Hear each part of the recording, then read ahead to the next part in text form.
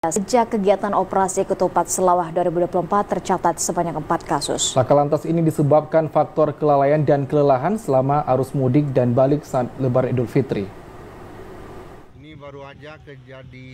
Dalam operasi Ketupat Selawah 2024 yang berlangsung selama 12 hari sejak tanggal 4 hingga 15 April 2024, Kepolisian Satlantas Polres Aceh Jaya mencatat 4 angka kecelakaan lalu lintas yang terjadi di Jalan Lintas Nasional kawasan Aceh Jaya.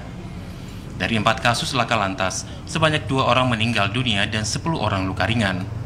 Kecelakaan terjadi di kalangan pengendara roda 2, roda 4 maupun lebih. Kabak Ops Polres Aceh Jaya, Kompol Raffi Darmawan mengatakan kasus laka lantas memang terjadi selama operasi Ketupat Selawah, baik sebelum Lebaran maupun setelah Lebaran Idul Fitri. Dari hasil penyidikan, laka lantas terjadi akibat faktor kelelahan dan kelalaian dari pengendara saat berkendaraan. Raffi menambahkan meski jumlah kasus tahun ini sama dengan operasi Ketupat Selawah 2023, namun angka kematian meningkat dari tahun sebelumnya, yaitu hanya 1 orang. Luka berat 3 orang dan luka ringan sebanyak 7 orang.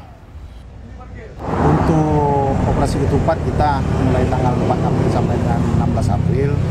Untuk kasus laka ada 4. Kemudian yang MD ada 2, yang luka berat tidak ada, kemudian yang luka ringan ada 10.